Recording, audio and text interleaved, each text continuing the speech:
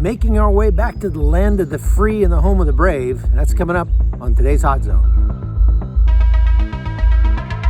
This is the Hot Zone. Engaging with the news in a whole new way, international war correspondent Chuck Holton brings insight into areas of crisis and lets you help those affected. Hey folks, Chuck Holton here. It's been an interesting couple of days, and so you might wonder why this podcast is a little bit late. I'm about to explain. Panama, as you know, has one of the most restrictive, actually I think the most restrictive quarantine measures in place of any place in the Western Hemisphere. And that means that for about 10 weeks, we've been on total lockdown in our homes to the point where technically you're supposed to have one person from your family designated to go grocery shopping or get medicine or whatever. And they get an hour on an hour to go out on days corresponding to their gender. So Monday, Wednesday, Friday for women, Tuesday, Thursday for men. But you can only go out for an hour based on the number on the last number of your passport. As crazy as all that sounds. And Saturdays and Sundays, nobody can leave their house. Other than that, you're supposed to stay inside, stay in your house, not go anywhere. You can't go for a walk. You can't walk your dog, nothing. And as you can imagine, that's been getting pretty old after about 10 weeks of that. And we were supposed to open up, the country was supposed to open up after 1 month, and then they extended it to 2 months. And so the last we had heard, it was going to end on May 23rd. We had tickets to the States on June 8th. And then we were told that they had extended it at least another 30 days and probably another 60 days before they would open up the country. And so now you're talking about into August. And Connie said, I can't do this anymore. We got to go see our kids.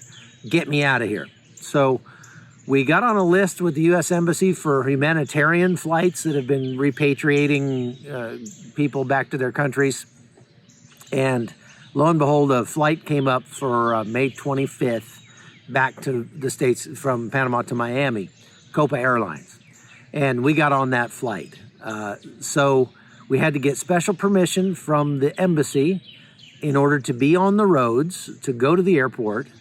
And we packed everything up in a day or two, everything we could, not knowing when we'll go back to Panama, because I really, since I can't work if I can't come and go freely, and we're going to have to stay in the United States and so that I can do my job until Panama opens up and allows unrestricted travel. So we're not sure. That could be August, it could be October. At the very earliest, it'll be August. So that means that we packed everything up. We got somebody in town to come and watch our house, one of our employees, and live in our house, take care of our animals and our monkeys and all that. And then we got in the car on Sunday and we drove into the city. And that was a surreal experience. The roads were completely empty. There were checkpoints. I think we went through 4 or 5 checkpoints total between our house and the embassy and the airport. We went in the night before. We spent the night with some friends. And the roads that are typically absolutely packed any time of day or night were just completely empty.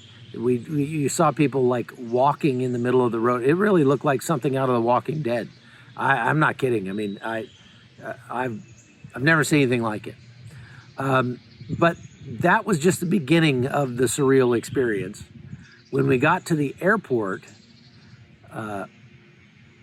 it took at least, I think, 20 or 30 minutes to be allowed into the airport, because they're only allowing maybe 3 or 4 people at a time to enter the airport. And so once they get through getting their tickets and putting their luggage in and that sort of thing, then they're allowed to go through security, and 3 or 4 more people are allowed to come into the airport. There was one thing that became abundantly clear very quickly, and that is that this is not a sustainable means of travel. There's absolutely no way that international travel can survive if this is the new normal. It's just not possible. Social distancing will not work. And here's the craziest thing. We had to show up at the airport 4 hours early. And I thought, well, that's stupid. There's no possible way. No, typically, I could get in Panama, the airport's pretty small, I could get from the curb to my gate within about 10 minutes. But now there are no priority lanes. There are all these extra checks. You're not allowed in the airport, I mean, it was unbelievable how long it took us to actually get to our gate. But even still, we still had a couple hours to wait once we got in there.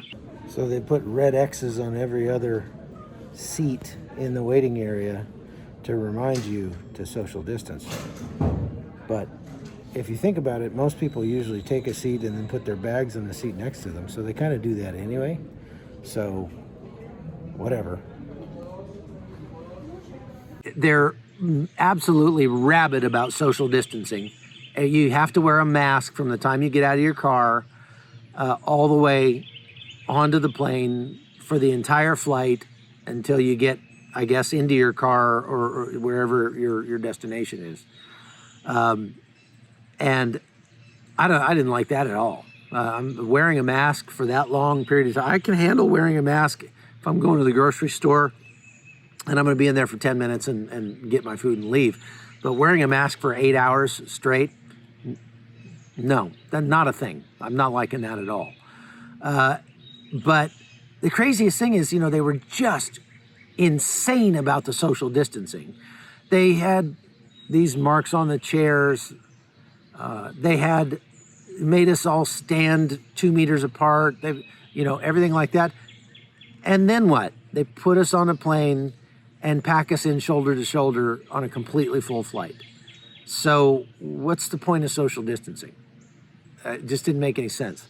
I really felt sorry for the crew on the plane. They were literally dressed up like they were going into surgery.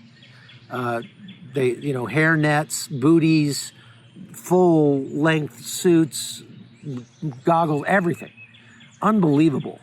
And of course they didn't serve any refreshments or anything on the plane. They did give us a bag when we got on the plane that had a mask and some gloves in it, like we wouldn't already have those.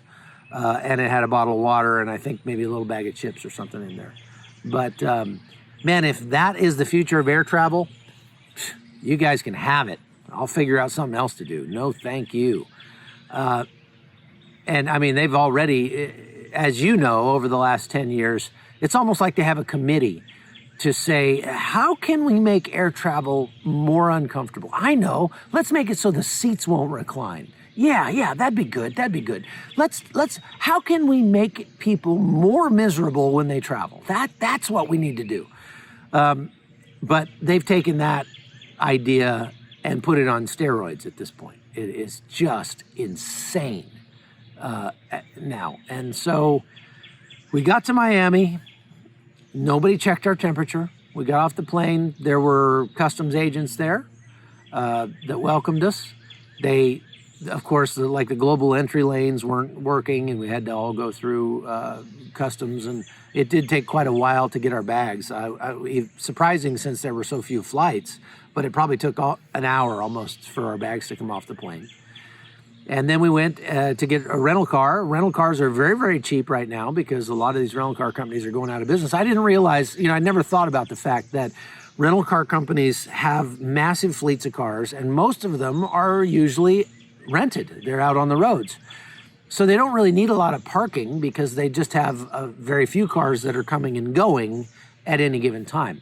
But now, with all of their cars parked, they're having to rent out massive parking lots at empty churches or things like that to try to store all these vehicles. And as you probably saw, Hertz went bankrupt, and many more car companies are hurting pretty bad. So we got a really good deal on a rental car, and it was just the most wonderful feeling to get in that car in Miami and just start driving. Just go out on the freeways and start driving.